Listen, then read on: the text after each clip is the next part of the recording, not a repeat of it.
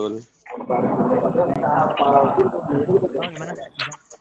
Siap, siap, Aris, siap. Jadi ya.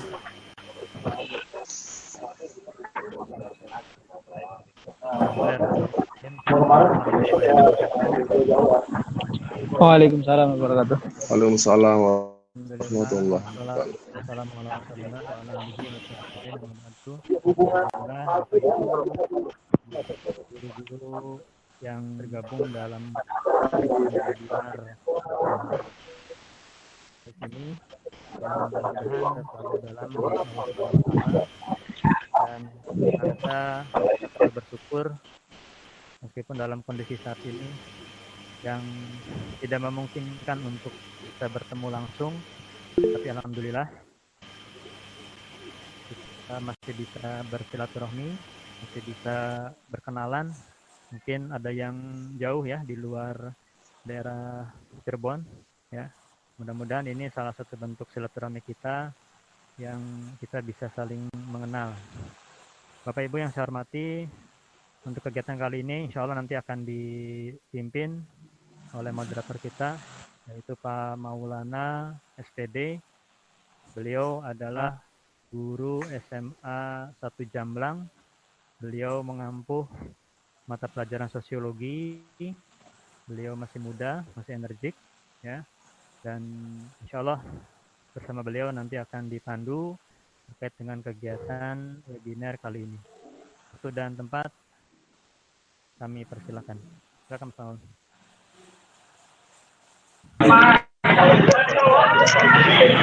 Bismillahirrahmanirrahim. Assalamualaikum warahmatullahi wabarakatuh. Waalaikumsalam warahmatullahi wabarakatuh. Selamat siang dan salam sejahtera untuk kita semua. Bapak Ibu yang kami hormati, yang terhormat Pak Aris sebagai Ketua MGMP Sosiologi Cirebon, yang kami hormati Bu Kumeri sebagai pemateri pada siang hari ini, dan seluruh Bapak Ibu dari MGMP Sosiologi dan juga peserta webinar dalam rangka membedah tentang RPP Merdeka Belajar dan penilaiannya, yang mana akan disampaikan oleh Ibu Kumeri SPD. Bapak Ibu yang kami banggakan, kita semua telah memaklumi dan memahami bersama selama pandemik ini kurang lebih telah berjalan lebih dari 6 bulan kita tidak bisa bertatap muka secara langsung dalam kegiatan pembelajaran. Oleh karena itu diperlukan berbagai inovasi yang tentunya tidak akan mengurangi nilai-nilai pembelajaran terhadap peserta didik. Oleh karena itu, sebagaimana yang juga digaungkan oleh Kementerian Pendidikan tentang Merdeka Belajar, nah ini akan menjadi fokus kita pada siang hari ini. Kira-kira bagaimana sih Merdeka Belajar yang dimaksud oleh kementerian itu, kemudian dikemas dalam sebuah RPP yang tentunya juga menunjang kegiatan pembelajaran terutama saat daring, dan yang paling penting adalah setelah pembelajaran tentu ada penilaian yang harus dilakukan. Nah ini akan kita bedah yang akan disampaikan oleh Bu Kumeri. Namun demikian pastikan Bapak Ibu semua telah mempersiapkan diri dengan referensi sebelumnya, literasi sebelumnya yang tentu akan memperkaya diskusi pada siang hari ini. Oke, tanpa memperpanjang waktu, saya akan moderatori kegiatan webinar MGMP Sosiologi Cirebon dalam membahas RPP Merdeka Belajar dan penilaiannya. Namun sebelum itu, agar kita diberikan keberkahan, kemanfaatan, kita awali dengan baca basmalah. Bismillahirrahmanirrahim. Terima kasih dan selamat bergabung untuk seluruh peserta, terutama dari teman-teman Bapak Ibu guru yang berada atau yang di luar MGMP Sosiologi. Terima kasih atas apresiasi dan partisipasinya. Mudah-mudahan ini adalah event perdana kami dalam melaksanakan kegiatan webinar dalam rangka mensukseskan apa yang menjadi tujuan kita sebagai baik. Langsung saja akan disampaikan materi tentang RPP Merdeka Belajar dan penilaiannya yang akan disampaikan oleh yang terhormat Ibu Kumeri SPD. Beliau telah mengikuti pelatihan yang tentunya apa yang beliau dapatkan ini menjadi sebuah kenang-kenangan yang kita tunggu, apa yang menjadi titik dasar dalam pelaksanaan Merdeka Belajar. tanpa panjang lebar lagi kepada Ibu Kumer SPD, waktu dan tempat kami persilahkan. Terima kasih Pak Maul. Bismillahirrahmanirrahim. Assalamualaikum warahmatullahi wabarakatuh. Waalaikumsalam warahmatullahi wabarakatuh. Terima kasih atas partisipasi dan apresiasi Bapak Ibu semua dalam acara webinar ini. Webinar ini sebenarnya adalah bentuk tular ya, bentuk tular dari hasil workshop daring yang saya ikuti di akhir Juni kemarin, tepatnya pada tanggal 18 sampai 25 Juni yang diselenggarakan Pempat TKPKN dan IPS Malang, yaitu mengenai strategi merancang pengalaman belajar yang bermakna dan menyenangkan dalam pembelajaran daring bagi guru sosiologi SMA yang perwujudannya pada RPP Merdeka Belajar. Jadi intinya sebelum kita membuat RPP Merdeka Belajar atau yang disebut juga RPP 1 lembar ya, yang sering kita kenal dengan RPP 1 lembar, kita pahami dulu mengenai tahap-tahapannya atau alurnya sampai kepada bentuk RPP 1 lembar tersebut. Seharusnya penyampaian materi ini saya sampaikan di awal-awal ajaran ya, atau ajaran baru sebelum kegiatan pembelajaran dimulai. Tapi karena banyaknya kendala satu dan lain hal, saat belum sempat ya. Tapi mungkin di sekolah-sekolah sudah melaksanakan IHT yang kurang lebihnya pastinya sudah membahas mengenai pembuatan RPP 1 lembar ini ya. Saya yakin malahan Bapak Ibu semua ada yang sudah membuat RPP 1 lembar ini. Jadi kita saling share saja, saling melengkapi, saling berbagi, saling belajar saja seperti itu. Oke, untuk mempersingkat waktu, saya akan mencoba memaparkan sedikit mengenai RPP Merdeka Belajar itu.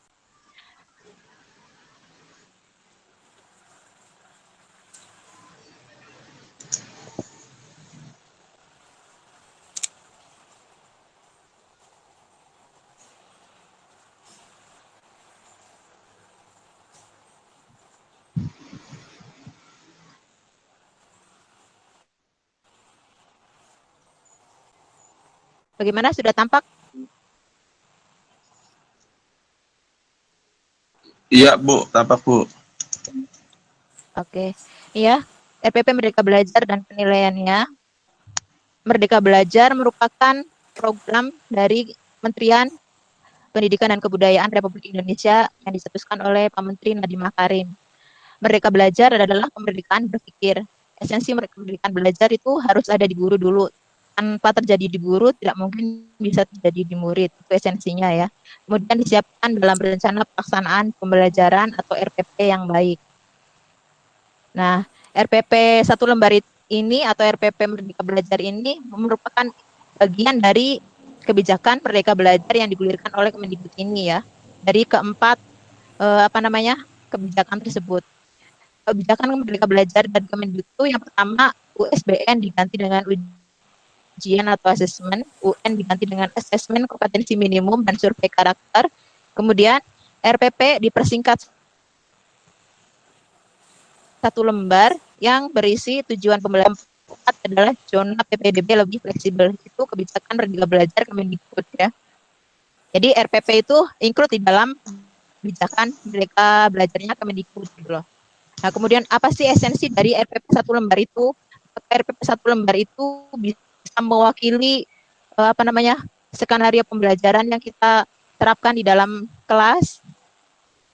Nah, esensi RPP 1 lembar ini ya, yang pertama, RPP seharusnya merupakan sebuah dokumen yang dirancang dengan baik untuk mencapai tujuan pembelajaran. Dengan demikian, apa yang ditulis pada RPP akan dilakoni dalam proses pembelajaran. Jadi jangan sampai RPP-nya apa, yang di kelas bagaimana, berbeda gitu. Dengan tujuan yang jelas dan terukur, guru akan mampu melihat apakah tujuan-tujuan yang telah dirumuskan dapat dicapai oleh semua siswa, sebagian besar, sebagian kecil, atau sama sekali tidak tercapai. Nah, itu esensi yang pertama. Kemudian, yang kedua, RPP seharusnya dapat digunakan sebagai bahan refleksi. Guru yang baik yang telah menetapkan tujuan pembelajaran secara terukur dan telah memikirkan sejumlah kegiatan belajar untuk mencapainya akan mengetahui efektivitas rancangan skenario pembelajaran yang dibuatnya. Apakah sangat efektif, sebagian efektif, atau tidak efektif sama sekali. Tuh, itu esensi dari RPP 1 lembar itu ya. Jadi kita sebagai guru itu dimerdekakan untuk membuat RPP sesuai dengan lingkungan atau kondisi masing-masing sekolah dan kemampuan dari masing-masing guru. Itu kemerdekaannya di situ. Nih, bagaimana RPP 1 lembar dapat memerdekakan? Siapa yang dimerdekakan? Yang pertama, yang RPP 1 lembar memerdekakan guru ya. Setelah membaca KD, guru secara merdeka menetapkan tujuan pembelajarannya sesuai dengan konteks siswa yang dihadapinya. Guru yang berbeda dapat merumuskan tujuan yang berbeda. Bahkan guru yang sama dapat merumuskan tujuan yang berbeda untuk kelas yang berbeda. Nah, jadi ini kreativitas dari guru gitu loh. Kemungkinan guru yang sama merancang RPP yang berbeda untuk kelas yang berbeda gitu. Bisa seperti itu. Apalagi sekolah yang berbeda, pasti juga guru merancangnya berbeda. Kemudian target pembelajaran dapat dinaikkan atau diturunkan sesuai konteks real siswa ya. Yang penting rujukannya adalah kurikulum, khususnya KD. Begitu juga guru dapat secara merdeka menentukan skenario pembelajaran yang menurutnya lebih efektif. Nah, inilah kemerdekaan kita sebagai guru. Ini di sini kita menentukan skenario pembelajaran yang menurut kita lebih efektif sesuai dengan kondisi real siswa. Ya. Kemudian lembar kerja atau LK dan media pembelajaran, guru juga merdeka menentukannya. Jadi kita silakan membuat LK itu sesuai dengan kondisi real siswa yang kita ajar dan lingkungan atau kondisi sekolah ya, disesuaikan. Kemudian siapa lagi yang dimerdekakan dalam RPP 1 lembar? Yang kedua adalah memerdekakan siswa. Nah, dengan rancangan yang sesuai dengan konteks real siswa, sesuai dengan KD yang telah ditetapkan pemerintah, pembelajaran benar-benar mendongkrak kompetensi siswa dalam menyelesaikan masalah-masalah di luar kelas. LK yang dibuat guru bukan lagi terkait soal-soal hafalan dan fakta semata. LK berisi pertanyaan-pertanyaan terbuka, imajinatif, dan produktif. Kemudian siswa menjadi merdeka mengembangkan potensi penalaran, numerisasi, imajinasi, minatnya sesuai arah, gaya belajar, dan kecepatan yang dibutuhkan. Jadi ada kebebasan bagi siswa ya. Jadi siswa tidak hanya terkungkung dalam lingkungan di dalam sekolah ya, jadi bisa pembelajaran itu bisa di luar kelas gitu, dengan lembar kerja yang dibikin guru sevariasi mungkin, seinovatif mungkin, tidak hanya sekedar konseptual ya. Itu yang diinginkan dari RPP Merdeka Belajar itu seperti itu. Walaupun cuma 1 lembar, tetapi itu menyiratkan seluruh komponen dari kegiatan pembelajaran. Nah, itu sekilas mengenai program Merdeka Belajar. Nah, untuk sampai pada bagaimana membuat RPP 1 lembar ini, ya, saya akan menjelaskan dulu mengenai tahapan-tahapannya ya, khususnya tahapan pembikinan RPP sosiologi.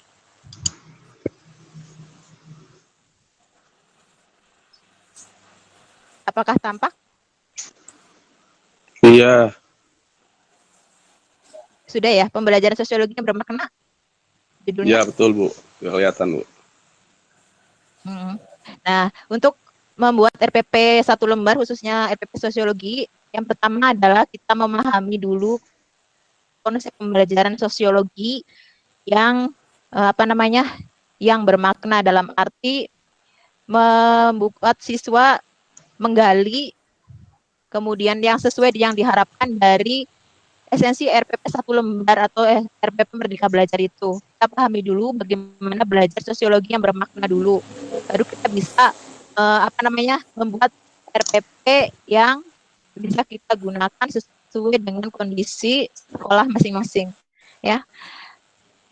Pada tahap ini yang akan kita pelajari adalah pembelajaran sosiologi yang bermakna, merancang pembelajaran sosiologi yang bermakna ya. Apa sih pembelajaran sosiologi yang bermakna itu?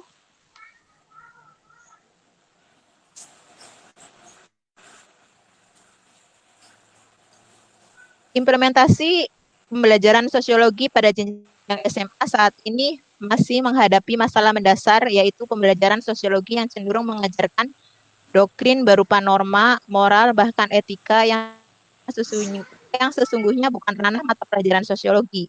Bahkan yang lebih miris lagi adalah pembelajaran sosiologi didominasi penyampaian materi pembelajaran secara teoritis dan dengan terlalu saklek, ya, mengacu pada buku-buku teks atau buku pelajaran, textbook, atau fokus pada latihan-latihan soal pilihan ganda.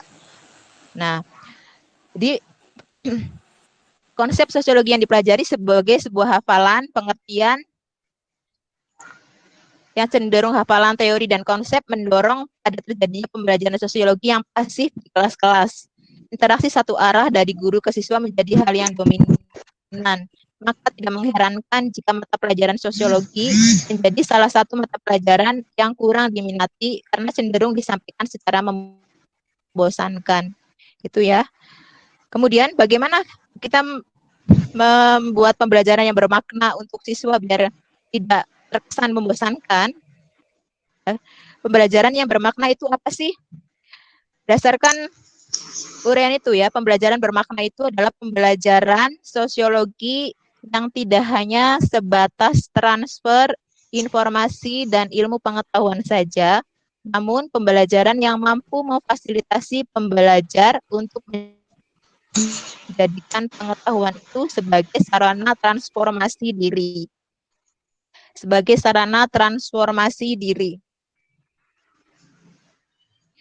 Apalagi jika dikaitkan dengan konteks saat ini bahwa setiap guru sosiologi saat ini menghadapi siswa-siswi generasi digital, ya, di mana generasi tersebut bukan lagi generasi yang pasif dan terkekang dalam proses belajar. Bagi mereka, belajar tidak semata-mata untuk mengumpulkan dan menyimpan sebanyak mungkin pengetahuan di memori mereka demi menjadi generasi terdidik. Tapi indikator manusia terdidik pada era digital itu bukan lagi mampu atau tidaknya seseorang mencerna pengetahuan, namun bagaimana ia memanfaatkan pengetahuan tersebut untuk mentransformasi dirinya. Maka pembelajaran bermakna juga bisa dikatakan sebagai pembelajaran yang hendaknya mampu memfasilitasi siswanya untuk mengaktualisasikan potensi-potensi diri mereka dalam mengambil dan mengungkapkan status serta peran masing-masing dalam kehidupan sosial dan budaya masyarakat di mana mereka tinggal. Konkretnya, kelas-kelas pembelajaran sosiologi hendaknya secara komprehensif memfasilitasi siswanya untuk menguasai pengetahuan sosiologi, mengembangkan praktek-praktek pengetahuan sosiologi untuk meningkatkan keterampilan sosial siswa dalam memecahkan masalah-masalah sosial. 3. Menumbuhkan kepekaan, kepedulian, tanggung jawab, memecahkan masalah-masalah sosial. Nih, konkretnya seperti ini. Nah, untuk mencapai hal-hal seperti itu, bagi guru sosiologi ada beberapa hal penting yang harus dilakukan untuk mewujudkan konsep pembelajaran bermakna, yaitu ada 6 tahapan ya, sampai kita nanti menuju pada pembuatan RPP di tahap terakhir. Yang pertama, kita memahami KD. Memahami setiap kompetensi dasar dengan benar. KD ini ada di silabus, ada juga KD itu di KD sendiri ya.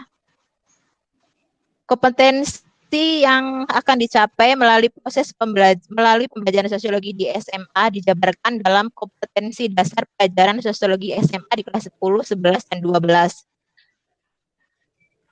Memaknai kalimat KD masih banyak dari kita ya, termasuk saya juga yang secara parsial ya, tidak secara utuh. Yang kadang akhirnya masih miss apa yang diinginkan KD itu, kita tidak mengerti atau belum mengerti secara menyeluruh. Nah, contohnya ini. Pada contoh KD di kelas 10, ini ada KD 32 nih, bukan 33 ya. Ini KD kedua dari kelas 10 itu mengenali dan mengidentifikasi realitas individu, kelompok, dan hubungan sosial di masyarakat. Nah, KD ini banyak yang berpendapat, bahkan saya sendiri ya berpendapat bahwa KD ini isinya itu adalah mengenai interaksi sosial, nilai dan norma, sosialisasi dan pembentukan kepribadian.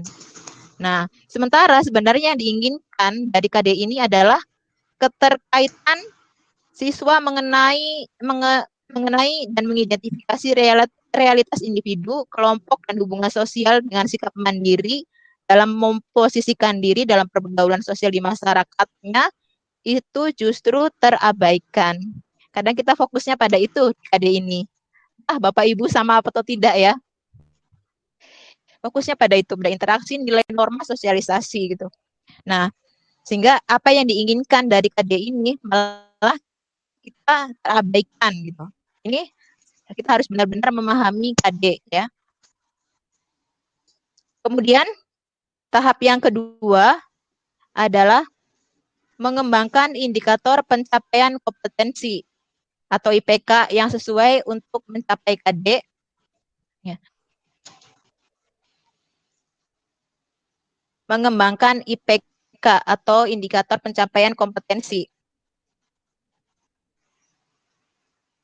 Kompetensi dasar yang ada pada kurikulum harus dikembangkan menjadi indikator pencapaian kompetensi atau IPK. Ketika mengembangkan IPK, sangat mungkin setiap guru sosiologi melakukan breakdown atau dipecah-pecah ya.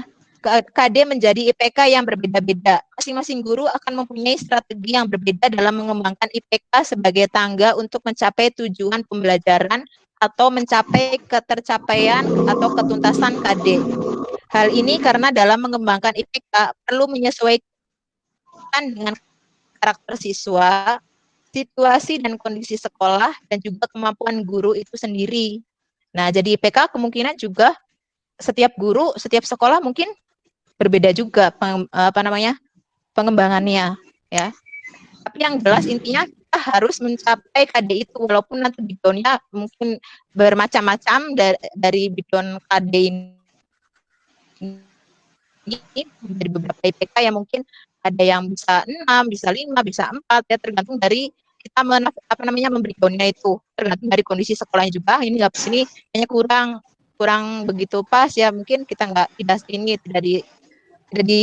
disampaikan atau bisa digabung lah, itu seperti itu untuk mengembangkan IPK ya.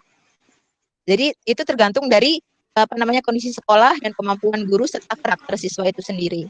Nah, ini ada contoh dari KD menjadi IPK. Nih, KD 34 di kelas 12 mendeskripsikan cara melakukan strategi pemberdayaan komunitas dengan mengedepankan nilai-nilai kearifan lokal di tengah-tengah pengaruh globalisasi. IPK-nya, ini breakdown dari KD-nya, ini ada 5. Kemungkinan kita bisa membreakdown-nya itu menjadi 6, 7, bahkan mungkin 4 atau 3, tergantung dari guru dan di kondisi sekolah dan karakter siswanya lagi. Ya, mungkin misalnya menyusun proposal itu tidak pas di sekolah kita, mungkin tidak diperlukan atau terlalu ini, itu tergantung dari kondisi real siswa dan sekolah.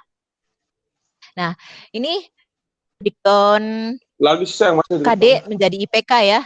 Yang pertama menjelaskan konsep pemberdayaan komunitas, menjelaskan konsep kearifan lokal, menyusun proposal pemberdayaan komunitas, melaksanakan aksi pemberdayaan komunitas, melaporkan aksi pemberdayaan komunitas. Nah, sehingga nanti akan terlihat tahapan KD itu tercapai dari satu yang paling yang paling konseptual, yang paling mudah, kemudian naik level lagi, naik lagi sampai tercapaian KD ya. Ini membuat proposal, melaksanakan aksi sampai melaporkan, ini sudah levelnya cukup tinggi ya untuk mencapai KD. Kemudian tahapan yang ketiga ya, setelah membuat IPK itu, mengembangkan IPK adalah mengembangkan aktivitas. Nah, mengembangkan aktivitas. Setelah mengembangkan IPK, maka fokus selanjutnya adalah merencanakan aktivitas pembelajaran. Langkah ini sebenarnya menjawab pertanyaan apa yang kita lakukan, apa yang akan kita lakukan, apa yang akan dilakukan siswa untuk mencapai atau menuntaskan masing-masing IPK. Ya, harus diperhatikan bahwa seluruh IPK yang disusun telah terakomodir atau terwadahi pencapaiannya melalui serangkaian aktivitas-aktivitas pembelajaran. Satu IPK bisa dicapai dengan satu aktivitas pembelajaran atau lebih. Sangat mungkin juga beberapa IPK dapat dicapai melalui satu aktivitas pembelajaran. Ya, misalnya di sini nih. Ya, ada IPK di sini kan ada menjelaskan konsep ya. Kemudian aktivitasnya bisa juga ditambah dengan apa namanya satu IPK ini ditambah dengan dua pembelajaran ya. Menjelaskan konsep pemberdayaan komunitas melalui analisis contoh program pemberdayaan komunitas yang telah diinformasikan atau diaplikasikan di internet. Nah, jadi apa namanya satu IPK bisa dicapai dengan satu aktivitas pembelajaran atau lebih, dan mungkin juga beberapa IPK dapat dicapai melalui satu aktivitas pembelajaran. Ini contohnya. Kemudian yang kedua, menjelaskan konsep kearifan lokal melalui analisis contoh ekstensi kearifan lokal di lingkungan sekitar. Ini 2 kali pertemuan, mungkin 2 kali aktivitas ya. Itu untuk mengembangkan aktivitas. Kemudian tahap yang berikutnya atau tahap yang adalah mengembangkan bahan ajar dan lembar kerja siswa atau LKS. Setelah mengembangkan aktivitas, maka langkah selanjutnya adalah melengkapi dengan bahan ajar yang beragam dan lembar kerja yang akan menjadi pedoman siswa dalam melakukan aktivitas pembelajaran. Bahan ajar di era digital saat ini sangat memungkinkan seorang guru mencari atau memulung dari berbagai sumber, sehingga siswa belajar dari beragam sumber belajar. Satu hal lagi yang penting adalah lembar kerja siswa, yakni wujud nyata aktivitas pembelajaran yang sudah dituliskan dalam rancangan aktivitas dan RPP. Aktivitas pada lembar kerja siswa inilah yang akan mengarahkan pada terjadinya pembelajaran bermakna atau tidak. Mendorong terjadinya pembelajaran HOTS atau LOTS, atau mendorong pembelajaran yang mengasah life skill siswa atau tidak. Untuk itu perlu keselarasan antara IPK, aktivitas, bahan ajar, dan LKS. Dapat dibayangkan jika KD dan IPK menuntut pencapaian kompetensi yang tinggi pada siswa, namun LKS yang digunakan berisi aktivitas pembelajaran yang rendah, maka otomatis pencapaian kompetensi sulit tercapai.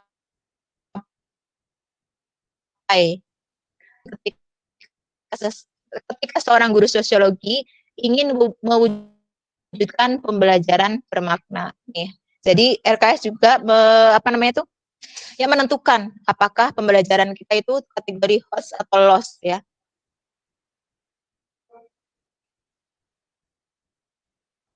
Tahap yang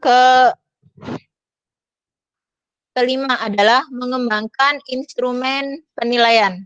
Nah, setelah kita membuat LKS, lembar kerja, jangan lupa untuk membuat atau mengembangkan instrumen penilaiannya. Jangan soalnya dulu, jawabannya nanti. Nanti bisa jadi nanti pada saat penilaian tidak matching.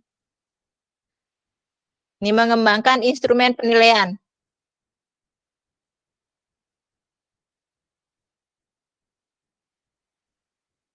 Langkah berikutnya yang harus dipersiapkan secara cermat dalam mewujudkan pembelajaran sosiologi yang bermakna adalah mengembangkan instrumen penilaian yang selaras dengan KD, IPK, dan aktivitas pembelajaran. Ketercapaian pemahaman atau pengetahuan siswa atas materi yang diajarkan memang penting dalam sebuah pembelajaran sosiologi, sehingga perlu dilihat tingkat keterlibatan tercapaiannya melalui sebuah proses penilaian kognitif. Namun, perlu diingat dan kembali mencermati tujuan pembelajaran sosiologi tidak hanya bertujuan membekali penguasaan pengetahuan sosiologi semata, namun juga mengembangkan praktek-praktek pengetahuan sosiologi untuk meningkatkan keterampilan sosial siswa dalam memecahkan masalah-masalah sosial dan menumbuhkan kepekaan, kepedulian, dan tanggung jawab memecahkan masalah-masalah sosial. Jadi jika dicermati, maka penilaian yang digunakan semaksimal mungkin mengarah pada penilaian otentik dan penilaian yang basiskan produk dan sebagainya. Dengan demikian, yang dipelajari siswa didorong untuk dipahami dan diinternalisasi siswa melalui aktivitas nyata dan bukan dihafal untuk kepentingan menjawab soal ujian semata.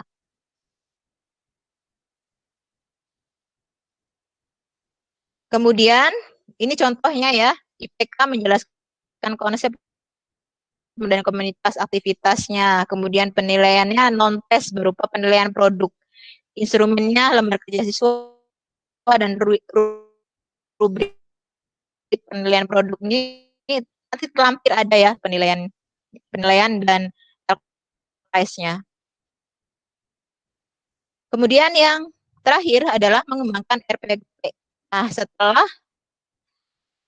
proses 5 proses itu kita lakukan, maka yang terakhir adalah mewujudkan ke-5 proses itu dalam bentuk RPP. Sebelumnya, maka langkah terakhir adalah merangkai itu semua menjadi sebuah dokumen, menjadi sebuah skenario pembelajaran atau dokumen formalnya mengembangkan CP.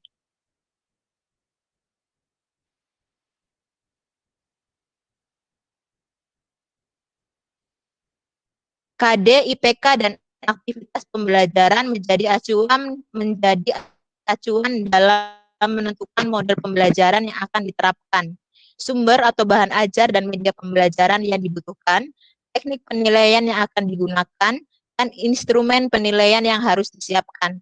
Sementara aktivitas pembelajaran yang telah dirancang harus menjadi acuan guru untuk menyusun langkah-langkah pembelajaran, terutama pada bagian inti pembelajaran. Tentu saja dengan memperhatikan sintaks atau langkah pembelajaran sesuai dengan model atau metode pembelajaran yang sudah ditentukan. Nah, itu mengenai langkah-langkah membuat RPP-nya.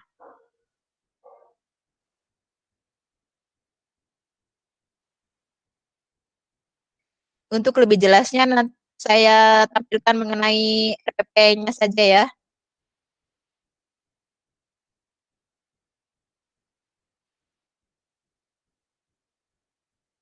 Nih, contoh yang pertama, contoh dari LKS dulu, lembar kerja siswa. Jadi yang diharapkan tidak hanya sekedar untuk penilaian kognitif, pilihan ganda, atau kepada anak itu benar-benar mempelajari sosiologi secara mendalam sehingga mempunyai keterampilan sosial. Ini contoh dari LKS-nya ya. Ini contoh LKS-nya misalnya, identifikasi contoh aksi pemberdayaan komunitas. Tujuannya setelah mengerjakan lembar kerja ini diharapkan siswa mampu menjelaskan konsep pemberdayaan berdasarkan analisis program pemberdayaan komunitas yang telah diinformasikan atau dipublikasikan di internet. Ini langkah kerjanya. Jadi kalau kita membuat lembar kerja siswa itu harus runtut bagaimana langkah kerjanya, ya biar anak juga mengerti gitu. Misalnya yang pertama, lakukan pencarian informasi tentang pelaksanaan program pemberdayaan di internet. Gunakan Google Cendekia atau YouTube. Informasi dapat berbentuk berita di media massa online, laporan program, artikel, jurnal ilmiah, atau video. Download salah satu contoh program pemberdayaan masyarakat yang kalian temukan. Kemudian, buatlah sebuah analisis tentang program pemberdayaan masyarakat tersebut berdasarkan komponennya. Untuk membantu kalian dalam melakukan analisis, gunakan format berikut sebagai panduan. Nah, dengan memberikan format seperti ini, siswa akhirnya lebih mengerti gitu, lebih jelas. Misalnya satu, judul program pemberdayaannya apa, kemudian latar belakang program pemberdayaan komunitasnya apa, uraikan permasalahan yang melatar belakangi dilaksanakan program tersebut. Kemudian 3, subjeknya apa, objeknya apa. Kemudian bentuk programnya, deskripsikan bentuk konkret kegiatan dan tahapan program tersebut. Kemudian tujuan program, dampak program, inspirasi program, ya diuraikan, inspirasi pemberdayaan yang dapat dicontoh dan dikembangkan ke depan dari program tersebut. Nah, kemudian yang poin ke-9, berdasarkan analisis yang telah diuraikan di atas, uraian pendapat kalian tentang, nih baru ini ada soal terakhirnya, pengertian pemberdayaan komunitas. Nah, baru setelah itu anak menyimpulkan apa sih pemberdayaan komunitas, pemberdayaan masyarakat ya. Tujuan pemberdayaan masyarakat itu apa. Nah, buat laporan hasil analisis kalian. Laporan dapat kalian buat dalam bentuk laporan tertulis dengan format tabel di atas, atau kalian dapat membuatnya dalam bentuk infografis, flyer, atau video presentasi. Nah, inilah yang mungkin lebih kepada konsep Merdeka Belajar itu seperti ini ya. Jadi kita tidak hanya mengekang anak untuk membuat tugas itu sesuai saklek satu saja gitu loh. Misalnya membuatnya dengan bentuk deskripsi saja, tetapi silahkan anak itu mempunyai bakat masing-masing. Jadi mungkin ada yang senangnya mengedit video, ada yang senangnya gambar, ada yang senangnya nulis. Jadi silahkan, jadi tugas-tugas itu dikerjakan oleh siswa, dilaporkan sesuai dengan bakat atau keinginan masing-masing siswa itu. Yang penting adalah tetap pada rambu-rambu dari lembar kerja tersebut. Nah, itu mengenai lembar kerja siswa atau LKS. Kemudian lampiran berikutnya adalah contoh rubrik penilaian dari layanan masyarakat ini ya. Nah, ini ada komponennya apa, kemudian skornya, kemudian deskripsinya. 10 jika setiap menguraikan satu komponen dengan jelas dan benar sesuai petunjuk ya. Setiap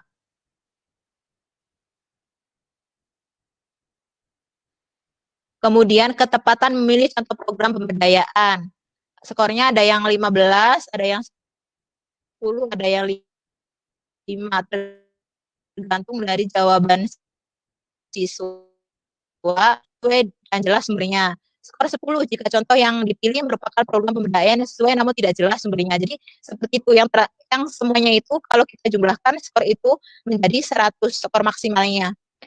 40, 15, 15, 70, skor maksimalnya akan menjadi 100 nih ya. Tentunya kalau jawaban siswa itu ideal. Nah, itu contoh rubrik penilaian.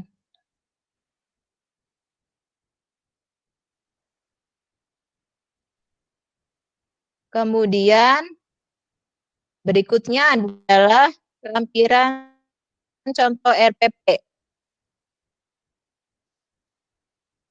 RPP, Rencana Pelaksanaan Moda Daring. Nih, di dalam yang RPP 1 lembar itu ada tiga poin penting ya yang harus ada itu. Tujuan, kegiatan, dan penilaian. Kalau tidak salah kan itu ya di RPP 1 lembar itu. Tujuan pembelajaran, kegiatan, dan penilaian. Itu yang harus ada. Nah, tujuan disampaikan dengan jelas apa yang diinginkan pada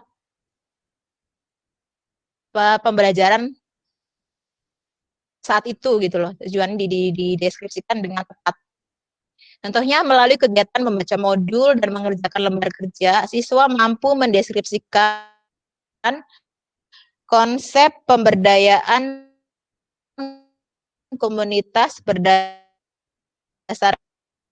analis anak, membaca modul dan mengerjakan lembar kerja. Siswa itu diharapkan mampu mendeskripsikan dan menganalisis contoh program pemberdayaan komunitas. Kegiatan pembelajarannya bagaimana?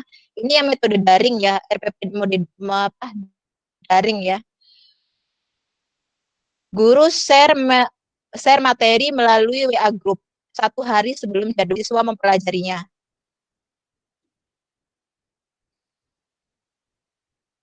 Kemudian melalui tatap maya di Google Meet, mungkin alokasi waktu tentang pemberdayaan masyarakat. Kemudian guru menugaskan siswa untuk membaca modul dan lembar kerja siswa tentang pemberdayaan masyarakat. Kemudian guru menjelaskan teknis penyelesaian lembar modul dan melaksanakan aktivitas belajar sesuai petunjuk di LKS. Siswa mengunggah hasil proyeknya sesuai petunjuk LKS di Google Class, diunggah kemana? Melalui tatap maya di Google Meet, ya, guru meminta beberapa siswa untuk mempresentasikan hasil analisisnya. Guru mereview hasil presentasi siswa dan guru dan siswa melakukan refleksi bersama.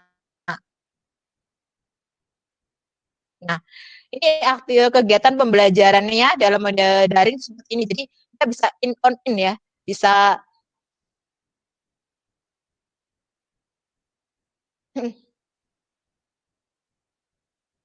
in dulu melalui WA Group atau melalui Google Classroom. Kemudian baru in lagi melalui bimbingan di Google Classroom atau di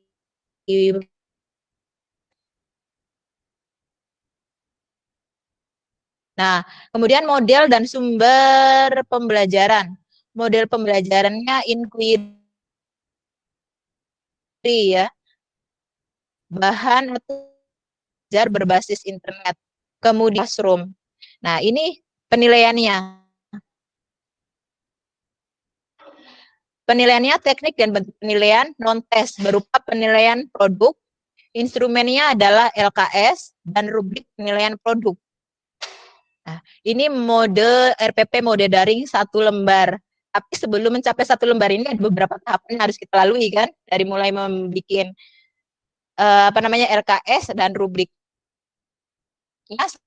sampai merencanakan aktivitas belajarnya baru kita masukkan ke dalam RPP itu. Makanya di RPP itu bisa singkat gitu loh, tapi sebenarnya prosesnya lama. Itu mode daring ya. Kemudian yang berikutnya ada mode tatap muka. Ini contoh mode tatap mukanya ya kita atur sendiri saja. Bagaimana kalau pembelajarannya sudah tatap muka ya. Sama sebenarnya kalau yang itu di-share melalui grup WA sehari sebelumnya, kalau tatap muka ya kita biasa menjelaskan materi pengantar tentang pemberdayaan masyarakat berapa menit, kemudian guru menugaskan siswa untuk membaca modul dan menjelaskan teknis penyelesaian lembar kerja siswa 5 menit, siswa membaca modul dan melaksanakan aktivitas belajar sesuai petunjuk LKS berapa menit, guru meminta berakhir ada review hasil presentasi siswa dan refleksi bersama antara guru dan siswa. Nah, ini di mode tatap muka. Nah, itu contoh-contoh dari RPP-nya ya.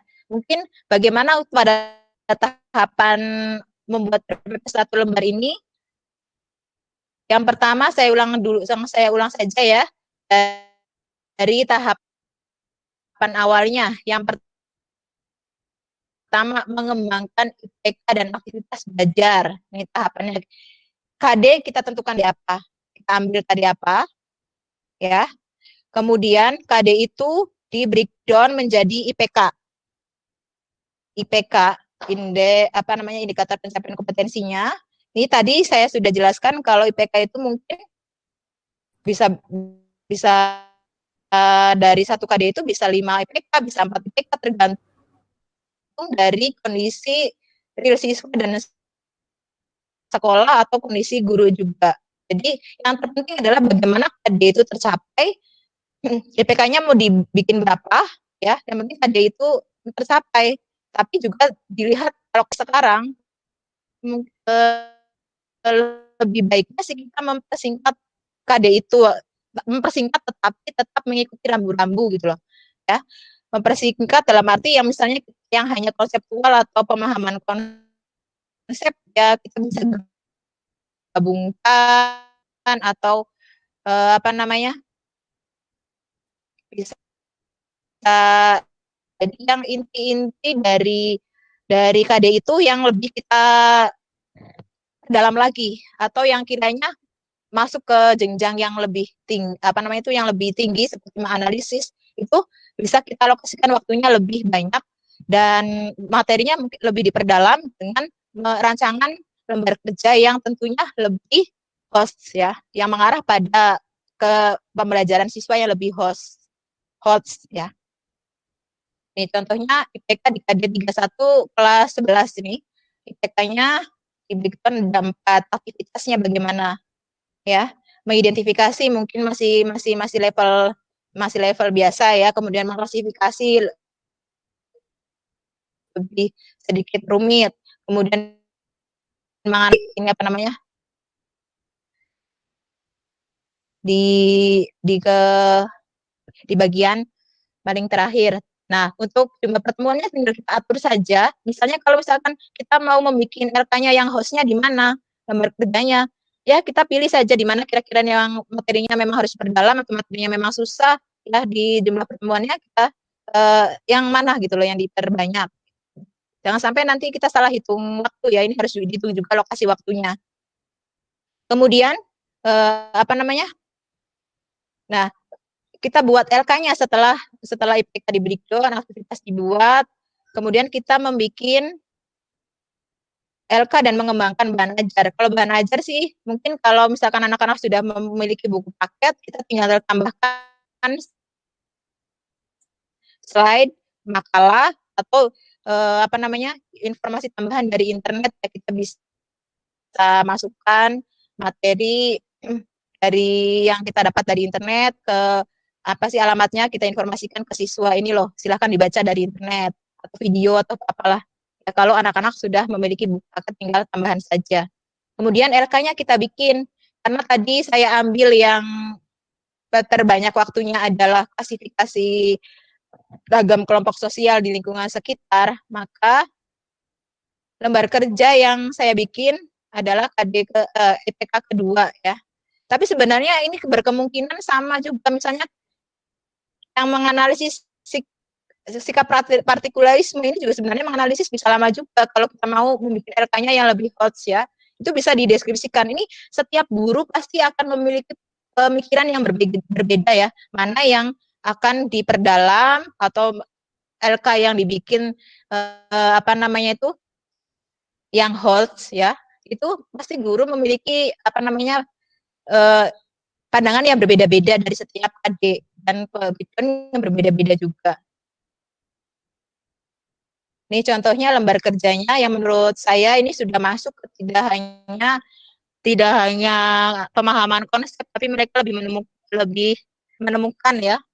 Kemudian kalau sudah menemukan akhirnya mereka lebih mengerti daripada mereka hanya sekedar membaca menghafalkan saja tapi mereka menemukan akan lebih berkesan. Itu namanya pembelajaran bermakna itu di situ. Dan segala aktivitas ini kemudian kita tuangkan dalam RPP-nya ya. Setelah kita membuat RK, mengembangkan instrumen penilaian nih.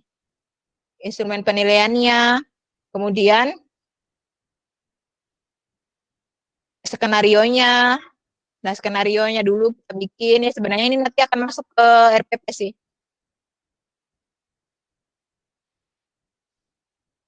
Ini skenario pembelajaran tatap muka daring. Nah, kemudian dimasukkan ke RPP. Nah, itu tahapan-tahapannya seperti itu. Oke, bagaimana Pak Aris waktunya?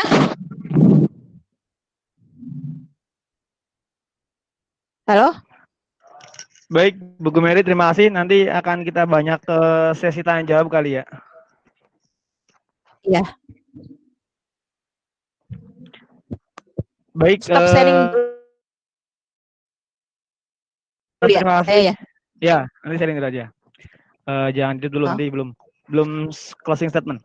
Baik, Bapak Ibu, tadi apa yang telah disampaikan sama Bu Gumeri sangat detail sekali tentang pembuatan RPP Merdeka Belajar. Dan dari tahapan pertama sampai dengan akhir saya catat ada 6 tahapan itu luar biasa ya, sangat detail. Kalau kita punya 2 KD aja kayaknya prosesnya lumayan Lumayan. nih. Ya, dan ini kok saya jadi ngerasa nggak merdeka ya. Oke, baik. Tapi Ya konteks makanya tadi itu merdekanya adalah dipilih kita saja kira-kira mana yang perlu. ya, konteks merdekanya adalah kita betul-betul dipersilahkan untuk menggunakan sumber daya yang ada di sekitar kita, itu benang merahnya gitu kan. Baik Bapak Ibu, banyak yang telah disampaikan agar lebih cair, lebih enak dan lebih banyak diskusi. Barangkali ada Bapak Ibu yang mau bertanya, saya persilakan. Sesi pertama untuk 3 orang penanya dulu, mangga. Baik Pak, saya boleh bertanya Pak? Boleh, sebutkan nama Pak. Saya Andi dari SMA Kedokan Bunder Indramayu Pak. Mantap Pak Andi, mangga. Jadi dari pemaparan Ibu Kumeri ini sebetulnya bagus banget ya. Jadi apa yang dimaksud dengan kemerdekaan belajar itu adalah apa yang kita dembakan selama ini gitu kan. Kemudian diberikan oleh Bapak Menteri yang baru kita yaitu Pak Nadiem gitu kan. Yang dulu kita membuat RPP itu sungguh luar biasa, bisa mencapai bahkan bisa habis 1 rim Pak. Sekarang hanya 1 lembar gitu kan istilahnya. Cuma yang saya ingin tanyakan, disayangkan Pak, dengan adanya kemudahan RPP 1 lembar ini, dari kita sendiri mungkin saya pribadi gitu, bahkan menyiasatinya hanya mengcopy paste gitu Pak. Mengcopy paste, mencari, googling gitu kan, kita hanya ganti nama SMA-nya, nama kepala sekolahnya, dan kita sendiri gitu kan. Jadi intinya apa yang akan kita lakukan di kelas kita itu masing-masing ngambang Pak. Karena tadi tidak ada keterkaitan antara RPP yang kita buat dengan apa yang kita sampaikan di dalam kelas gitu. Nah, untuk mensiasati cara seperti itu bagaimana Pak? Siap Pak Andi, terima kasih pertanyaannya. Ya, siap Pak Andi. Selanjutnya pertanyaan kedua.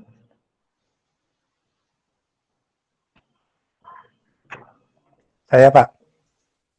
Mangga, dari Pak siapa? Pak Rumianto Pak. Pak Rumi, mangga Pak Rumi. Iya, Bu Mary mau nanya Bu. Kalau tadi kan Iya, dicontohkan dari RPP yang itu belum masuk tentang blended learning-nya Bu. Kira-kira bentuknya akan seperti apa kalau kita buatnya blended learning-nya? Terima kasih. Terima kasih Pak Rumi. Satu lagi, mangga.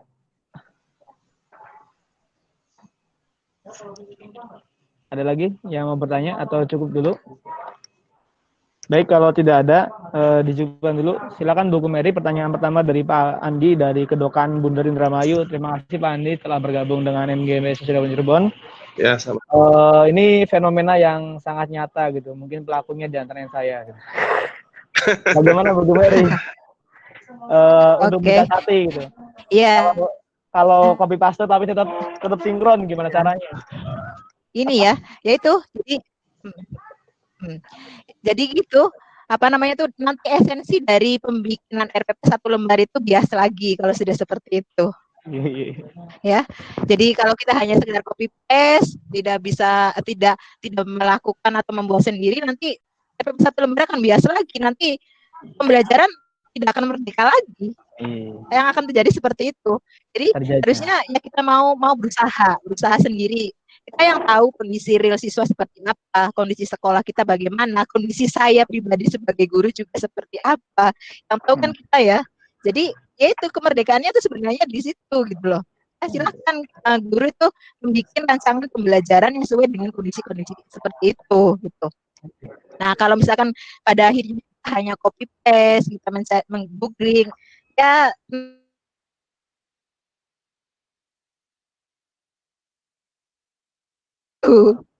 seperti itu Pak Andi. Bagaimana mungkin ada tambahan dari yang lain barangkali? Itu Pak Andi, jadi setelah mengikuti kegiatan webinar ini, kita tidak akan copy paste lagi Pak Andi, insya Allah ya. Ya dicoba saja ya. Kita coba. kita bikin gitu loh. Minimal copy paste-nya sama yang satu sekolah biar sama ini kondisinya. Bisa kelas satu sekolah mungkin. Pertanyaan kedua, Bu Mary dari Pak Rumi tentang blended learning, apakah pernah disampaikan atau ada seperti apa mekanismenya atau prosedurnya tentang blended learning di RPP Merdeka Belajar ini? Ini ya Pak Rumi, yang saya dapatkan itu pembelajaran dari LPP-nya itu seperti itu ya. Namanya tahapannya kalau mengenai lain-lainnya saya juga masih belum paham Pak. Barangkali masih yang lain ada yang bisa menambahkan? Blended learning itu yang kemarin disampaikan sama Pak Asep bukan sih, yang kombinasi pembelajaran daring dan luring itu ya? Itu bukannya Bapak Ibu? Perubahan Iya, dari perubahan dari proses pembelajarannya ya Pak? Perubahannya ya? Di mix Bu, di mix antara daring sama luring, tapi dari sisi metodenya ini yang kadang-kadang membingungkan gitu. Oh ya. Atau mungkin Bu Mary bisa nggak misalnya satu KD dengan satu IPK itu bisa dikombinasikan dengan dua pembelajaran tidak gitu, misalnya tentang pemberdayaan, nah bisa luring dan daringnya bisa dikombinasikan tidak, atau satu IPK ya satu pembelajaran misalnya hanya luring aja, daring aja, atau bagaimana gitu. Jadi konteks learningnya itu apakah menggunakan konsep satu KD ataukah per IPK gitu mungkin. Sama ya. Itu tadi waktu di IPK ya, itu bisa didirikan di IPK-nya. Kalau nggak salah IPK bisa menjadi dua kali pembelajaran atau sebaliknya gitu tuh. Itu bisa di situ sih. Mana ya? Untuk blended learning-nya gabungan ya, luring daringnya itu. Ya misalnya kalau misalkan tadi di tayangan RPP yang saya tayangkan itu kan ada moda Luring di moda daring itu ya, ada di moda daring itu kan ada yang kita pembelajaran kita share sebelum Google Meet ya, melalui WA Group atau melalui Google Classroom ya. Itu termasuk yang ini enggak luring? Seperti itu. Kemudian kita yang daringnya kan di Google Meet-nya, kemudian atau kalau misalkan ada yang masih kurang paham, siswa kan bisa saja menanyakan via WA atau via Google Classroom, bisa merupakan kombinasi dari daring luring. Bisa kan seperti itu? Sebenarnya konsep luring itu apakah sama dengan tatap muka kan itu? Maksudnya ini harus menyamakan persepsi. Apakah luring sama dengan tatap muka atau masih dalam bentuk menggunakan media tapi dengan media yang lain? Nah, ini yang mungkin perlu sama-sama kita satukan persepsi gitu. Kalau luringnya konteksnya adalah tatap muka, ya berarti mungkin sama seperti pembelajaran pada saat sebelum pandemik kan gitu. Oh iya. Ya kalau keadaannya seperti ini ya, sedang keadaan begini, untuk bisa luring, apakah memungkinkan?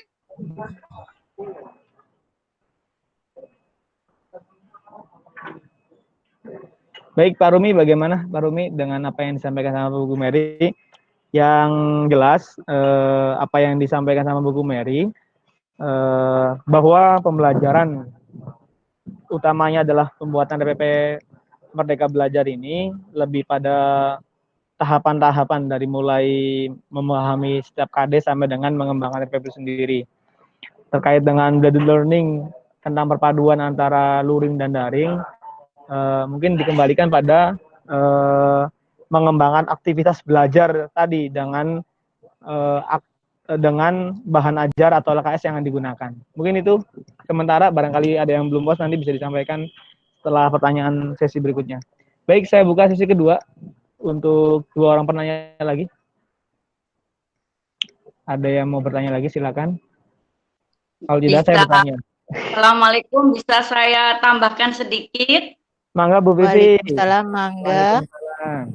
Ya, mungkin pemahaman saya yang kaitannya tadi pertanyaan dari Pak Rumianto. Sebelumnya, Assalamualaikum warahmatullahi wabarakatuh. Saya dari SMA Negeri. Waalaikumsalam. Salam kenal juga yang tadi dari Kedokan Bunder. Dari mana tadi tuh Pak Andi ya?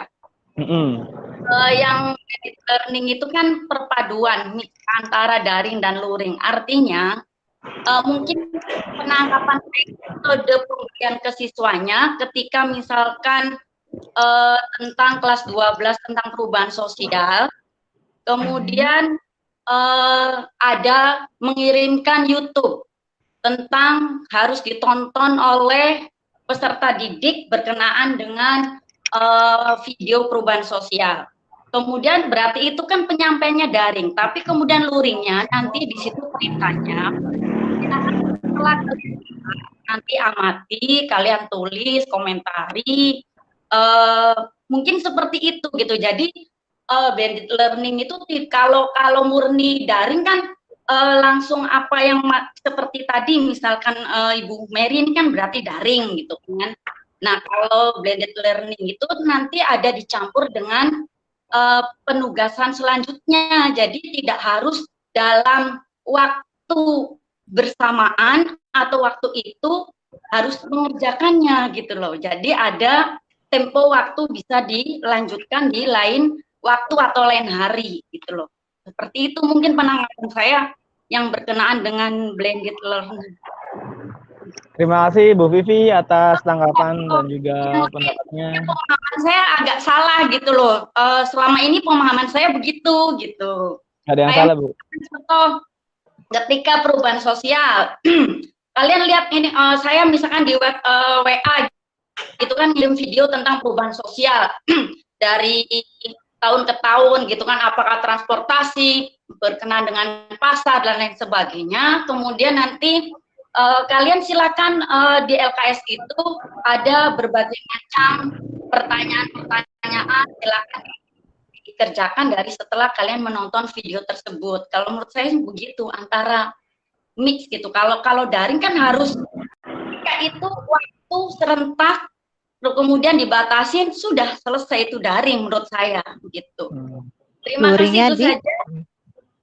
Terima kasih itu saja. Mohon maaf barangkali salah gitu kan ya. Ini kan sharing aja gitu kan. Terima kasih. Assalamualaikum warahmatullahi wabarakatuh. Waalaikumsalam warahmatullahi wabarakatuh. Terima kasih Bu Vivi atas tanggapan dan juga informasinya. Barangkali Pak Andi nih, Pak Andi belum nongol Pak Andi. Pak Andi Gegesik. Ya. Banyak nama.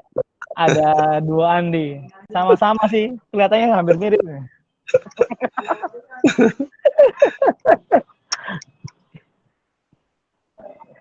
Kumaha Pak Andi Gegesik? Para krungu kayak gitu. Yang lain mangga, barangkali ada yang mau sampaikan. Dipencet Pak Haji, tutul Pak Andi, tutul. Buku Mary barangkali, Bu Sofi barangkali ada yang mau sampaikan.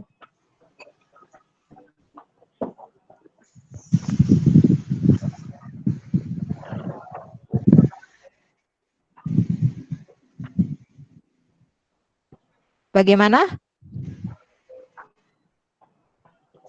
Gimana Bapak Ibu? Ada yang mau sampaikan lagi? Kalau tidak ada, saya mau bertanya Buku Mary. Di IPK tadi, apakah kita tidak lagi bergantung pada KKO? Kalau tidak salah tadi tidak menggunakan KKO ya IPK-nya. Ada penganalisis itu ada menganalisis, mengklasifikasi. Ya, ada subjek yang siswa dapat gitu, nggak usah pakai gitu dah di EPP Merdeka ini. IPK. Itu IPK ada KKO-nya. Ada KKO-nya sih. Siswa dapat apa gitu. Yang harus tetap ada KKO mas sebagai harus ada. Nah. IPK ada. Pengantar itu siswa dapat gitu kan. Itu tujuan dari Pak.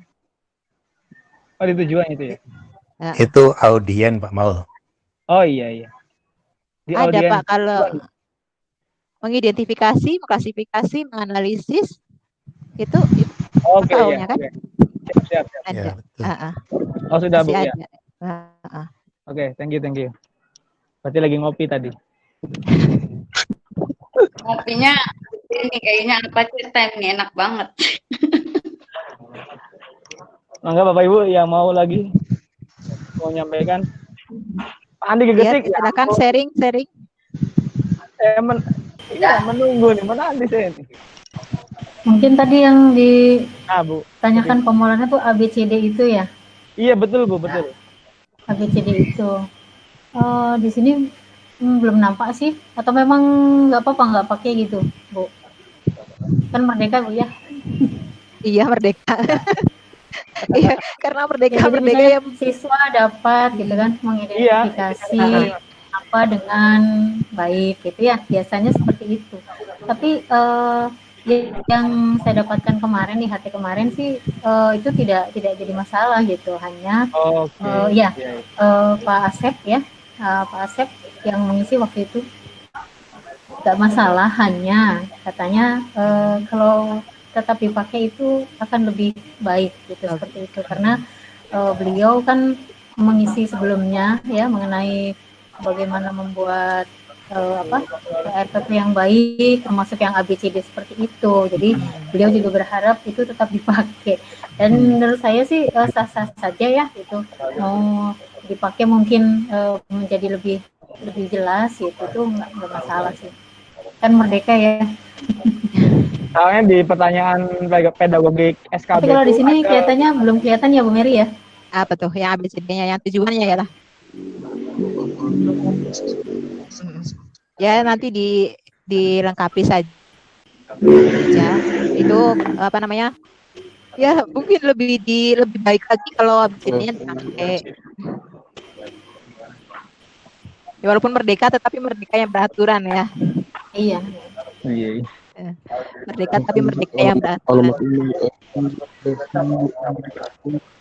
Ya mungkin nanti teman-teman tinggal melengkapi saja ya, menyempurnakan lagi yang apa yang saya dapat seperti itu. Mungkin teman-teman juga sudah mendapatkannya di sekolah masing-masing ya. Jadi tinggal saling mix match aja, saling melengkapi gitu loh. Mana yang bagus diambil, disempurnakan gitu, seperti itu saja sih. Ya, terima kasih Sofi masukannya ya. Mangga Pak. Pak siapa ini? Pak Andi dari Kedokan Bunder mau menyampaikan sesuatu Pak? Oh maaf Pak, salah Pak. Enggak Pak. Oke. Dari yang lain Mangga barangkali. Ini sudah mulai banyak yang keluar. Absennya udah muncul soalnya. Absennya sudah. Nggak masuk lagi. Kalau keluar set Iya. tanpa sadar. Jangan asal pencet Bu. Mungkin masukannya Pak Rumi. Nah, apa yang Pak Rumi? Mungkin masukan yang lainnya. Pak Rumi, Pak Hendri,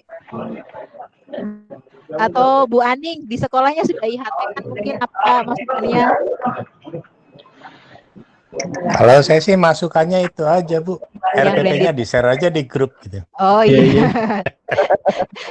Iya Pak, nanti materinya nanti saya share di grup. Sebenarnya itu sudah saya share Pak, waktu setelah saya dapat workshop itu langsung saya share itu materi-materi dan hasil kerja-kerja teman-teman, semua itu sudah saya share di grup MGMP. Kalau ingat sih nanti nggak ikut webinar Bu. Itu sudah saya share semua sebenarnya. Yang penting itu contoh RPP-nya Bu. Iya. Contoh RPP-nya sudah ada, tinggal dikembangkan lagi. Udah jadi udah dikumpulin. Buku 1 sudah harus terkumpul masalahnya. Nah, malah sudah duluan Pak Rumi kan?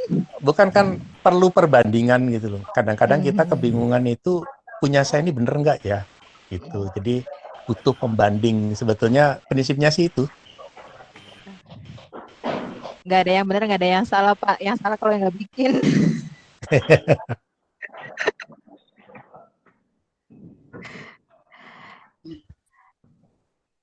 Oke, itu saja tah atau gimana? Udah cukup kayaknya Bu, udah cukup? jam 2:04. Oke. Gimana Pak Maul? Paris? Ya, kalau tidak ada lagi yang mau bertanya, saya kira mungkin cukup. Mangga Bu Mary untuk menyampaikan closing statement-nya.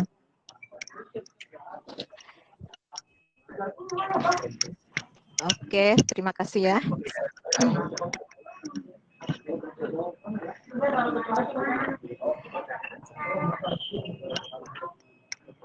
Jadi dalam konteks mewujudkan pembelajaran sosiologi yang bermakna ya di kelas-kelas pembelajaran sosiologi yang secara komprehensif ya, membuat RPP yang merdeka itu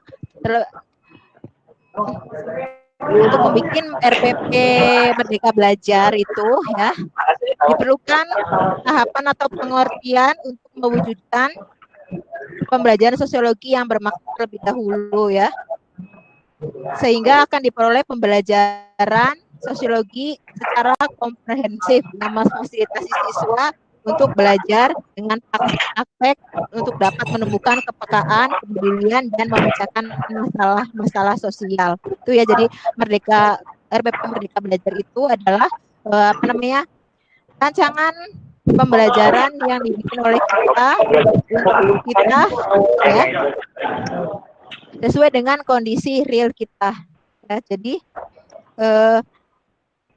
kreativitas dan inovasi dari kita lah yang akan menentukan siswa-siswa kita itu nantinya seperti apa. Dan dibutuhkan kreativitas dan inovasi kita untuk merancang RPP Merdeka Belajar.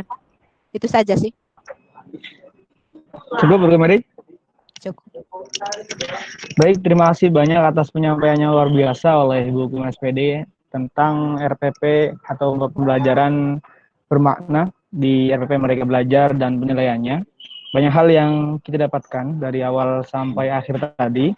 Bapak Ibu sudah bisa menyimpulkan masing-masing yang jelas bahwa kita betul-betul diberikan kemerdekaan untuk menentukan pembelajaran seperti apa yang ingin kita laksanakan yang pasti menyenangkan dan tujuan tercapai.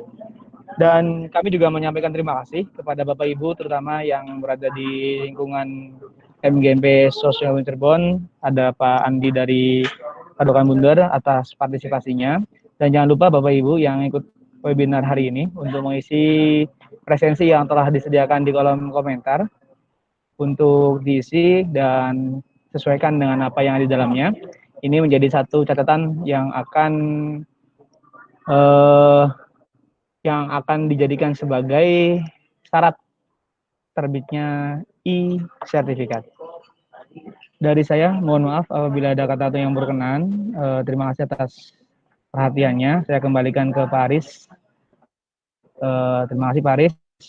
Dari saya, wallahul muwaffiq ila aqwamit thoriq. Assalamualaikum warahmatullahi wabarakatuh.